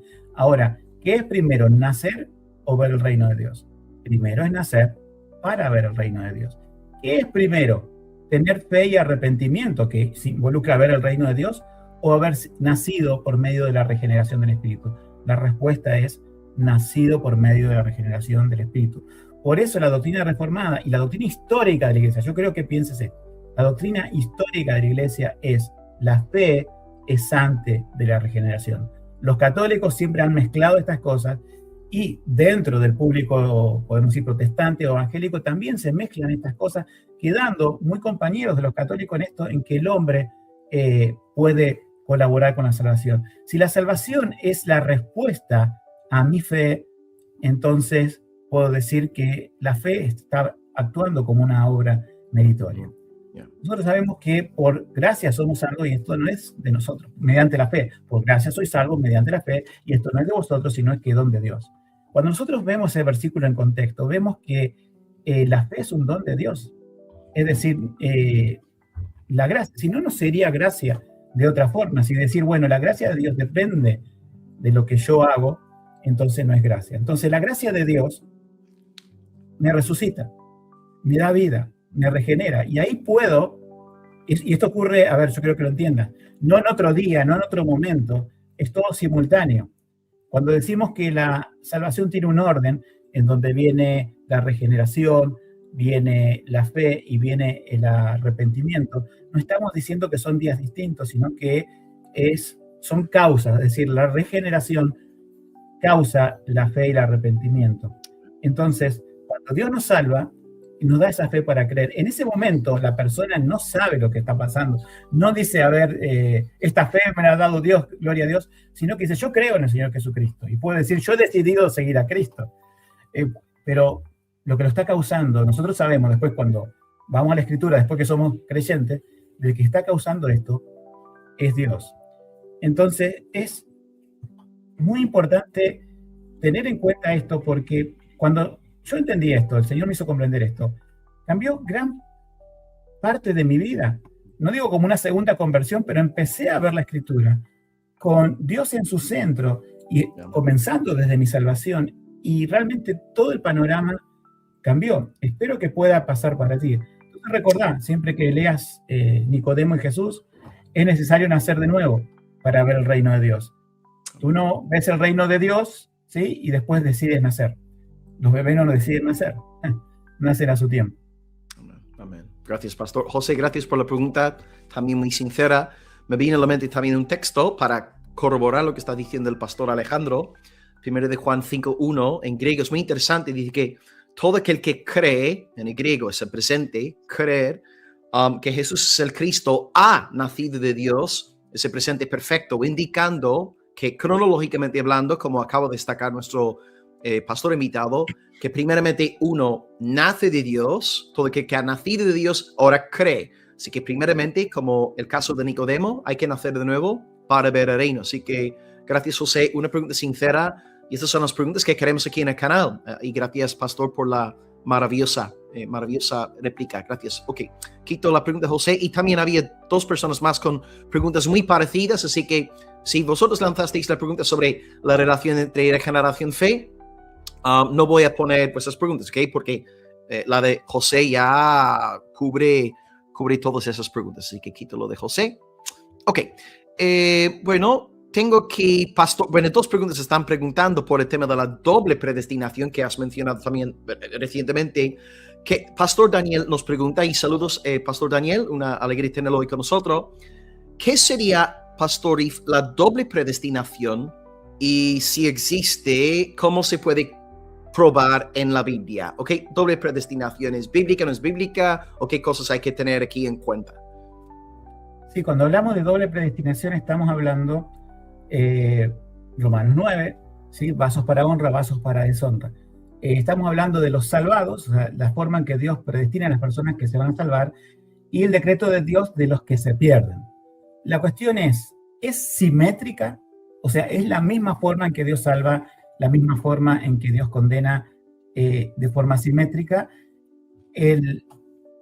La doctrina reformada ya se enfrentó a esto antes de las confesiones de fe, y lo que creemos, ¿no es cierto?, es que Dios deja al impío estar en sus pecados. Algunos dicen, pero bueno, Dios endureció el corazón de Faraón. Bueno, son siempre esas preguntas que dicen, Dios a quien quiere endurece, también dice Romanos 9. A ver, ¿había alguna virtud en nosotros para ser salvos? No, Dios nos escogió. ¿Qué aplicó sobre nosotros? Gracia. Listo, ahí tenemos el grupo de los salvados. Ahora, de los que son condenados, ¿Dios le confiere pecado? No vemos en ninguna parte de la Biblia que Dios le confiera pecado. Vemos al diablo tentando al hombre en el jardín del Edén. Entonces, Dios crea al hombre, ¿no es cierto?, con el propósito de que él tiene que infundir pecado para cumplir la doctrina de la condenación. No. Dios, obviamente, antes de crear este mundo, sabía que el hombre iba a caer. Y a esas personas que están caídas en sus delitos y pecados, Dios los pasa por alto. Es el lenguaje que utilizaron los confesionales, los reformados a través de todo el tiempo. Y cuando alguien dice, pero no, tiene que ser también una acción activa, como hace con los salvados, porque Dios dice que endureció el corazón de Faraón. Lo que explicamos siempre con esto, cuando Dios endurece el corazón de Faraón, es que el corazón de Faraón ya estaba endurecido de antes. Pero Dios retira cualquier medio de gracia externa, entendamos bien, cualquier cuestión externa para que él se endurezca más, persiga a los israelitas y el Mar Rojo, bueno, los sepulte a él y a su ejército, porque eso demostró, ¿no es cierto?, un impacto en aquel tiempo, una mayor gloria a Dios y también un temor del resto de los pueblos. O sea que Dios a quien quiere endurece. Obviamente siempre el propósito de Dios es su gloria, para salvar o condenar. Lo único que podemos decir es que no es simétrico, porque si fuera simétrico estaríamos haciendo a Dios autor del pecado. Y dado que estamos en este siglo XXI, yo siempre digo, hay que evitar algunos autores que hacen a Dios simétrico en eso, como Vincent Chen Chong se pronuncia, ¿sí?, que tiene varios libros escritos en donde, bueno, dice que la doble predestinación es positivo-positivo. Entonces, dicen Dios es una especie de autor intelectual del pecado. Pero cuando nosotros decimos Dios es un actor intelectual, entonces como el que planeó un homicidio. No sería eso consistente. Entonces decimos no, creemos en un positivo negativo. ¿Cómo es esto? No es simétrico. Dios aplica gracia, ¿no es cierto?, al que salva, y al otro lo pasa por alto y lo deja estar en sus pecados. Obviamente, la justicia de Dios, el día que lo juzgue según sus obras, lo va a condenar según sus obras, ¿no es cierto? Porque el hombre es responsable por su pecado. Dios no comete injusticia, como decía Assis Sproul en la ecuación. A uno le da gracia, al otro aplica justicia y a ninguno aplica injusticia. Entonces tenemos que tener cuidado, que si creemos en la doctrina reformada, de no irnos a la doble predestinación positivo-positivo, porque podemos llegar a ser hipercalvinistas y ahí se desata otra serie de problemas donde no evangelizamos, donde nos volvemos fatalistas y una serie de cosas bastante desagradables al ir a una doctrina así extrema, ¿no es cierto? Excelente, gracias Pastor por la pregunta, gracias Pastor If por la respuesta, excelente, clara, fácil de entender como siempre. Gloria a Dios. Ya que estamos con el tema del juicio final, tenemos aquí un arminiano conectado, Edwin, y él pregunta, precisamente la pregunta tiene que ver con el juicio. ¿Puede Dios ser justo si no permite al hombre en la libre elección del ejercicio de su voluntad y así juzgarlo condenándolo si el hombre no puede elegir libremente? Así que está preguntando, bueno, si el hombre está ya, digamos, totalmente depravado, que es un esclavo del pecado, ¿es justo que Dios le condene en el día del juicio final? Nosotros sabemos que en el juicio va a haber elementos y que Dios va a juzgar a uno según sus qué, según sus obras, ¿sí? Entonces, obviamente, todas las personas que son pecadores, que son muertos, ¿no es cierto?, por haber recibido de Adán esa herencia, tienden al pecado, tienden a ser enemigos de Dios y durante toda su vida son enemigos de Dios. En el día del juicio, ninguno de ellos va a decir, yo quiero ir al cielo porque amaba a Dios. Dios lo va a condenar al infierno y el infierno va a ser, podemos decir, el lugar natural de ellos. Vivieron una vida en la tierra sin Dios, obviamente van a pasar una eternidad sin Dios. Y eso es justo. Ahora, a los que salva, Dios aplica gracia. Y si no, volvemos a la paradoja. ¿Por qué nos salvó a todos? Ahí está la voluntad secreta de Dios. La voluntad secreta, dentro de lo que Dios revela, dice que Dios escogió un pueblo. Por lo tanto, si está la palabra escogimiento y elección, quiere decir que no son todos. Ahora, esos que no escoge y que son condenados, no son injustamente condenados. Como recién dije, sus obras y sus corazones testifican su enemistad con Dios. ¿Por qué esos no fueron elegidos y uno sí fue elegido? Es la voluntad secreta de Dios. No sabemos eso. Sabemos un criterio, que no es por nada que yo tenga como criatura diferente al resto. O sea, no hay mérito en mí para la elección. Nuevamente, esas preguntas tienen una contestación hasta ese cierto punto, hasta el punto que Dios revela su voluntad secreta. Y no podemos avanzar más allá de lo que la Biblia dice. Amén, amén. Excelente. Gracias Edwin por la pregunta también. Una alegría tener a arminios aquí conectados, ¿no? Porque da gusto que un arminiano esté siguiendo un canal calvinista, ¿no? Se me ocurre otra cosa, porque esto fue el tema de las misiones mundiales. Yeah. Si una persona que nunca le llegó el evangelio, vamos a retrotraernos unos siglos antes, ¿no? Porque a veces llegó casi a todo el mundo, pero aún falta parte. Una isla donde nadie llegó con el evangelio. Esa persona muere. Le preguntas, ¿y qué pasa? ¿Qué pasa? Y es condenada. ¿Por qué? Porque no le alcanzó el evangelio. Pero entonces, ¿en base a qué fue condenado? Y ahí debemos recordar otra cuestión que tenemos los calvinistas. Es la revelación natural de Dios. Es decir, Dios se revela por la naturaleza y se revela en el interior del corazón del hombre, porque ahí está la ley de Dios, aunque después de la caída está desfigurada, está inclinada al mal, pero aquel que está en una isla que nunca escuchó de Dios, él sabe que mentir está mal, sabe que adulterar está mal, sabe que matar está mal, sabe que robar está mal, y va a ser juzgada por sus obras. Entonces, para rellenar un poco la pregunta, aquellos que aún no les alcanzó el evangelio, en su momento de tiempo no les alcanzó el evangelio, van a ser juzgados según esa ley de Dios. Aunque no conocen la ley de Moisés, están ahí en su corazón la ley de Dios, ¿sí? Y van a ser juzgados por transgredir esa ley de Dios. Nosotros vemos, antes de la ley de Moisés, en los patriarcas y en dichos de personas, que ellos hablan de romper tal o cual mandamiento de Dios, no en un sentido así explícito dado en el monte Sinaí, sino que ellos saben que cometían pecado. ¿Y cómo saben? Porque estaba la ley allí de Dios. Entonces, las personas que mueren sin Cristo, por eso es necesaria la evangelización mundial, ¿no es cierto? Ir por todo el mundo y predicar el evangelio a toda criatura. Y ahí tenemos la posición hipercalvinista que tenemos que evitar. No, si Dios se salva, ellos vendrían solos. No, no. Ir por todo el mundo. ¿Por qué? Porque el calvinista entiende que la voluntad preceptiva tiene que ser obedecida. La voluntad oculta, esa secreta de Dios, decretiva, está. No sabemos quiénes se salvarán, no sabemos dónde, pero sabemos que tenemos que predicarle a todo el mundo.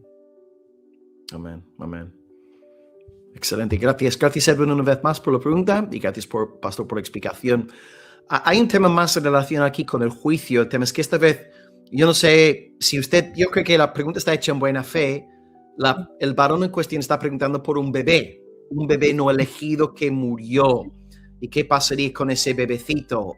¿Iría al infierno por su propio pecado, por el pecado de Adán, su propia inclinación al mal? ¿Qué hacemos? No sé si prefiere no contestar. Yo sé que está emocionalmente cargada la pregunta. ¿Sí? Mira, no sé por qué, pero este domingo pasado, porque está hablando de otros temas en la iglesia, tuve que tratar ese tema, así que está bastante fresco en mi mente.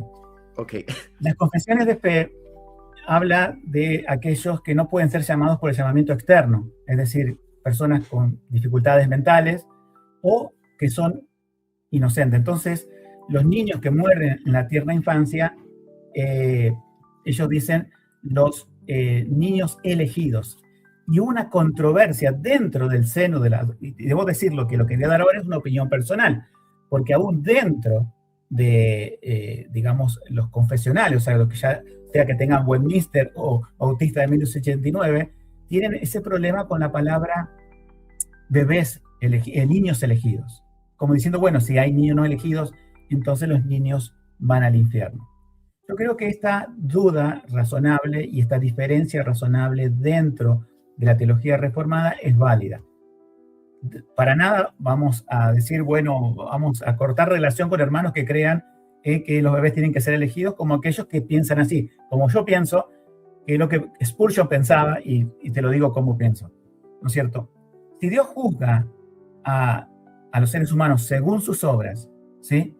Y las obras son las bases de la condenación, y Dios en su carácter justo, yo tiendo a pensar que el bebé, ¿no es cierto?, la persona en su tierna infancia que murió, no tiene obras para ser juzgado, por lo tanto se va a salvar. Pero ¿por qué se va a salvar? Esta es la parte importante.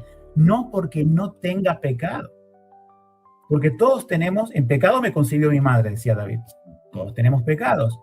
O sea, los bebés no van al cielo, pienso, porque no tienen pecado, sino porque Cristo los incluyó en esa expiación particular realizada en la cruz, porque condice con el carácter de Dios que no va a condenar al inocente. Ellos no son inocentes en el sentido de que no tengan el pecado original, pero no desarrollaron su capacidad y libre albedrío para ser juzgados según sus obras. Entonces, viendo el carácter general de Dios en la Biblia, a ver, sería algo totalmente, podemos decir, irracional que un Dios que dice que juzga las obras y va a condenar a alguien según sin obras, me imagino, ¿no es cierto? A ver, un bebé o un abortivo, ¿no es cierto? Como también dice Job. Ojalá fuera como un ser abortivo, alguien que no vio la luz. Se despierta en el infierno y dice, ¿y por qué estoy aquí? Y estoy aquí, alguien le dice el dato por allí, porque no fuiste elegido por Dios. Sí, pero no tuve oportunidad de nacer, ¿no? O en caso de haber nacido, no tuve oportunidad de hacer nada, de decir ni bien ni mal, no tengo ninguna obra. Estoy aquí simplemente porque no soy un elegido. En vez, cuando una persona es juzgada por las obras, toda boca se cierra. El que está en el infierno va a decir, ¿por qué te condenó Dios? No va a decir porque no soy un elegido, por mi pecado, por mi rebelión. Yo era un enemigo de él y estoy en el lugar del infierno, que es el lugar de los enemigos de Dios, es el lugar natural. Ahí no hay contradicción. En el otro caso, podría haber esa contradicción del carácter general que vemos de Dios en las Escrituras. Yo sé que hoy Will conoce, hay pastores que están a favor de los niños elegidos y otros que sí, son elegidos, pero que la expiación específica o redención limitada fue aplicada a ellos. Es una opinión personal, vuelvo a decir, y puedo diferir con cualquier otro reformado. Yo tiendo a creer que si Jesús dice, dejad a los niños venir a mí, y toma el A para decir, todos los que sean como ellos, ¿no es cierto?, son de tal el reino de Dios, luego no puede excluir del reino de Dios a los que toma como por ejemplo. Sería una misma también contradicción en ese punto de vista. Pero son los argumentos que yo siempre presento. A mí, como pastor en la parte práctica, me sirve para dar esperanza a todas personas que pierden un bebé o niños que mueren en una tierna infancia. Ahora, si alguno en internet pregunta ¿cuándo dejan de ser niños? Ahí no lo sé. Cuando toman conciencia de sí mismos y son responsables delante de Dios, eso ya no, ahí no me atrevo a responder. Pero en algún momento de la niñez, el niño crece, es como Dios sabrá, ¿no es cierto? Y depende también de cada niño, porque puede ser, algunos tienen un retraso madurativo, otros tienen problemas. Dios determinará cuándo una persona es responsable delante de él por las obras, ¿sí? Eso también es, creo que parte de la voluntad secreta de Dios, y ahí no me puedo meter. Sí, gracias, pastor, por la sensibilidad también y gracias. Yo sé que es una pregunta muy emocionalmente cargada y gracias, Ángel. Me imagino que no estarás haciendo una pregunta así con un buen propósito, ¿verdad? Así que gracias, pastor, por haber respondido. Tenemos aquí un versículo que siempre me cita, ¿no? Cada vez que hago un vídeo sobre calvinismo, siempre me citan este texto, Juan 3:16. Entonces, Milka pregunta, ¿qué hacemos con Juan? Si estamos diciendo que Dios, si estamos de acuerdo con el sistema calvinista, Dios predestina, pero Dios tiene un pueblo escogido, entonces, ¿qué hacemos con Juan 3:16? Que de tal manera amó Dios al mundo. ¿Qué hacemos con ese versículo? Bueno, hay que entender Juan 3:16 en todo el contexto de la Biblia y no aislado. Porque si lo interpretas aislado, decimos, ¿qué hacemos con ese versículo? Yo te digo, sí, ¿qué hacemos? Nosotros vemos, hay dos cosas allí en la explicación del versículo. La primera es cuando la Biblia habla de todos, ¿sí? Cuando decimos que todo el mundo, decían los fariseos, se va detrás de Cristo, sabemos que no todo el mundo y cada uno del género humano se iba detrás de Cristo, sino que era una frase utilizada para decir, bueno, hay una gran parte que se va detrás de Jesús. El tema es cómo entendemos todo, la palabra cosmos, así. La palabra mundo es cosmos, perdón. La palabra todos del mundo. No quiere decir a la luz de toda la Escritura, por eso hay que articularla en todo el contexto, que si Dios, digamos, da a su Hijo para que su muerte sea eficaz para todos, entonces todos deberían salvarse. Si no, diríamos, bueno, entonces la sangre de Cristo no es eficaz, porque algunos se pierden. Nosotros sabemos que, yo creo que prefiero explicar de todo este versículo más de este punto de vista. Y lo vi también en un debate tuyo, Will, con otra persona que hablaba del amor de Dios, ¿sí? Nosotros creemos en la teología reformada que Dios tiene un amor específico por su pueblo y un amor general por el resto. Y dice, ¿cómo puede ser esto? Dios no tiene diferentes amores. Es Dios. Es Dios. Puede hacerlo. Nosotros tenemos un concepto que se llama gracia común o gracia general. Y tenemos un concepto de gracia específica. La gracia común hace Dios salir el sol sobre buenos y malos. O sea que hay una misericordia de Dios con su creación. Pero hay una gracia específica, hay una misericordia específica y hay una redención específica por su pueblo. Aquel que nos pide que amemos a todos nuestros enemigos. Está mal que diga que ame al mundo. Otra disyuntiva es, ¿Dios ama al pecador? Dice, todo el día está enemistado con el pecador, pero no quiere la muerte del impío. Nosotros vemos, ¿no es cierto?, que Dios no manda al infierno con una sonrisa a sus criaturas, sino con dolor. Sabe en su amor que el hombre lo va a rechazar siempre. Y sabe en un amor específico que tiene que escoger un pueblo de la humanidad. Un pueblo sacado de la masa de la humanidad para aplicar su misericordia. Y eso es lo que nos tiene que contentar. Que Dios salva a un pueblo. Sabemos que la Biblia es la historia de un remanente. Uno dice, pero no puede ser así. ¿Cuántas personas había en el arca? ¿Cuántas quedaron fuera del arca? O sea, Dios muestra por medio de esos hechos, ¿no es cierto?, y de toda la historia del Antiguo y Nuevo Testamento, que siempre hay un remanente, que siempre hay un pueblo escogido por el cual Cristo murió. Tomar versículos como Juan 3:16, pero se podría tomar otros, nada más que esto se hizo popular en las campañas de Billy Graham, y no era tu pariente, ¿o sí? No. Después siempre salen con Juan 3:16. Pasa que el versículo más conocido, pero no es el único versículo que puedes utilizar y decir qué hacemos. Ese que hacemos es ese, saca esa pieza del rompecabezas y únela con todo el rompecabezas. No tienes que tomar piezas aisladas y decir qué hacemos con estas piezas porque no podemos armar un rompecabezas. Tenemos que hacerlo en todo este complejo sistema de teología, pero que las cosas reveladas están en la Escritura para que lleguemos a esas conclusiones, le damos la gloria a Dios, la salvación pertenece a Él, y nosotros vamos obedientemente a predicar el Evangelio a todo el mundo y decirle a todo el mundo que hay una oportunidad de salvación en Cristo. Aquellos que Dios va a salvar será olor de vida para vida, y aquellos que se perderán será olor de muerte para muerte. Ya sea para vida o para muerte, Dios siempre es glorificado. Amén, amén. Gracias, Milka, también por la pregunta, que entiendo que es una pregunta muy común. Gracias por la explicación, pastor, también. Gloria a Dios. Mira, un par de preguntas más y ya dejamos al pastor en paz. Hay un montón de preguntas hoy. Es que se nota que el tema está, claro, es un tema que suscita pasiones, ¿no? Levanta pasiones. Pues, anteayer creo que fue, me comentó el doctor Enuel Hernández que el doctor Ken Wilson ya ha negado el pecado original. Y Edwin pregunta aquí por el tema del pecado original. ¿Es posible demostrar la doctrina del pecado original a partir de la Biblia? Dice que puede demostrarse que el pecado original es real solo con la Biblia. ¿Qué nos dice, pastor? ¿Es el pecado original entonces una doctrina cristiana o es un invento católico romano según Ken Wilson? No, el pecado original está en todas las páginas de la Biblia. Todas las Biblias nos hablan que somos pecadores, que estamos destituidos de la gloria de Dios. Amén. Y, a ver, yo entendiendo quizás en una teología del pacto algo más fino, que es parte de la teología reformada, sabemos que Adán es el representante de los pecadores, la cabeza federal en la cual todos nos perdemos. Pero Cristo es la cabeza federal, o sea, el representante de todos los que se salvan. Originalmente el pecado existía antes de Adán, porque el diablo tenía pecado, y fue la persona que tentó a Eva y a Adán, ¿no es cierto? Y ambos, por supuesto, cayeron.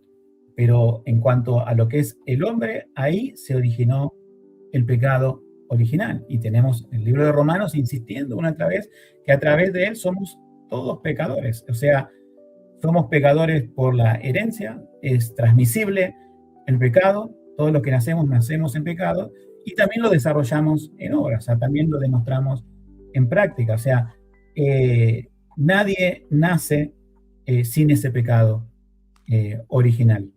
Y la única forma de librarnos verdaderamente es si el Hijo nos hace verdaderamente libres, es decir, Jesucristo es el único que puede liberarnos del poder del pecado, aunque luchamos como creyentes con el pecado.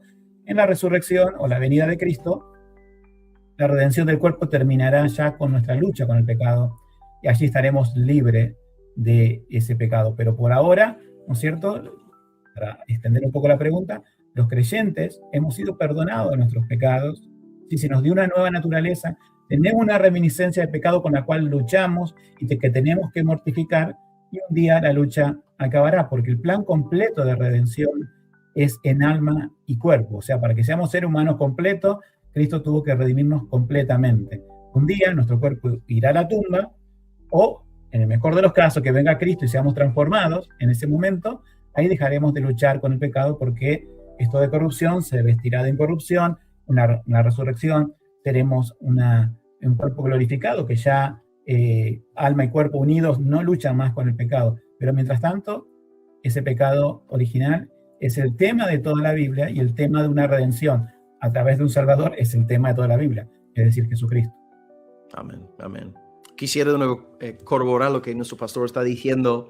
Romanos 5:12 es un texto clásico que dice que como el pecado entró en el mundo por un hombre, y por el pecado la muerte, así la muerte pasó a todos los hombres, por cuanto todos pecaron, ¿no? Y me dirás, bueno, ¿cómo pudimos haber pecado todos si no estábamos ahí en el Edén? Precisamente lo que ha dicho el pastor. Adán es la cabeza federal, y ya que él pecó, todos pecamos en él. Ese pecado de Adán nos es imputado, ¿verdad? Así que Romanos 5:12 es un texto excelente que demuestra este principio de la cabeza federal de Adán, y gracias a Dios por la segunda cabeza federal, el Salvador Jesús. En él hay justicia, inmortalidad, bendición eterna. Aleluya. Amén. Bueno, pido disculpas, hermanos, solo voy a lanzar una pregunta más porque ya es tarde aquí en España y me toca roncar, ¿no? Vamos a dar paso, no sé quién escoger. A ver, bueno, voy a escoger a Ariana. Pido disculpas a los demás hermanos que tenéis preguntas archivadas. Ariana, la última pregunta de hoy es... sí, esta es una pregunta que me hacía mis días arminianos también, ¿eh? ¿Por qué dice la Escritura, a Jacob amé y a Esaú aborrecí? Porque se trata de una elección Yeah. que no es según la condición de las obras. Justamente ese versículo que usan para refutar es el que afirma en realidad. Yeah. Y Dios elige a Jacob porque lo elegiría a él. No nos dice eso la Biblia, sería una salvación por presciencia. Justamente es un texto que nos habla que no habiendo hecho ni bien ni mal, pero después cuando crecieron se manifestó, ¿no es cierto?, en la conversión de Jacob, como él sigue las cosas de Dios, y Esaú, el pueblo que forma, se transforma básicamente en un enemigo de Israel. Justamente a Jacob amé y a Esaú aborrecí es lo que nos confirma la elección de Dios. Y ahí el apóstol Pablo, junto con todo lo que sigue, trata de hacer ver esto que es una elección y que el ser humano siempre va a decir, no, entonces si no elige a todo es injusticia. Todo se resume a eso. Todo se resume a eso. Dios no elige a todos. Dios elige a un pueblo. Y algunos dicen, bueno, que Dios no elige a personas sino a pueblos. Peor todavía, porque sabemos que de Jacob, ¿no es cierto?, es la continuación del pueblo de Israel y de donde vendría la línea del Mesías. Hay otras cosas ahí para explicar que no nos da el tiempo, pero justamente este pasaje nos habla claramente de la elección soberana de Dios y de que su elección no es por nada previsto en la criatura. Por eso el apóstol Pablo explica, no es que ellos hicieron algo o que tuvieran algo para que Dios los elija. Amén. Excelente. Ariana le da las gracias por la respuesta. Y nada, pastor, simplemente también secundar las palabras de Ariana, agradecerle por haber apartado algo de su tiempo para estar con nosotros, explicarnos todo de forma escueta, útil, práctica.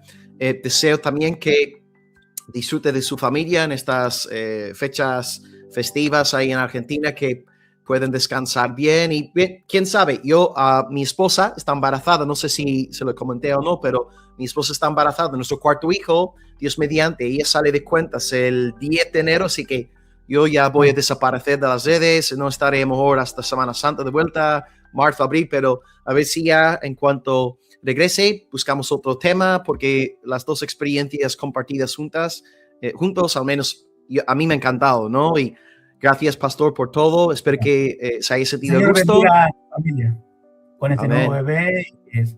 Bueno, ya tenés otros 3, ¿verdad? Sí, tengo, claro, y son chiquititos, ¿no? 7, 5, las dos niñas, y luego el chiquitito Willy, que acaba de cumplir sus 3 años, y el otro varoncito, así que van a ser 2 y 2, y todos bien, bien chiquititos. La paciencia os es necesaria, dice la Biblia. Sí. Pues nada, pastor, muchísimas gracias.